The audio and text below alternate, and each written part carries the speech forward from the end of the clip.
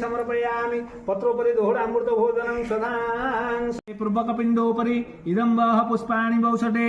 धूरिसंगा पितॄणां स्थाने वनमालिदासस्य इदं वः पिण्डोपरि पुष्पाणि वौषटे गोविन्ददासस्य लम्बरधर विष्णु शशिवर्णं च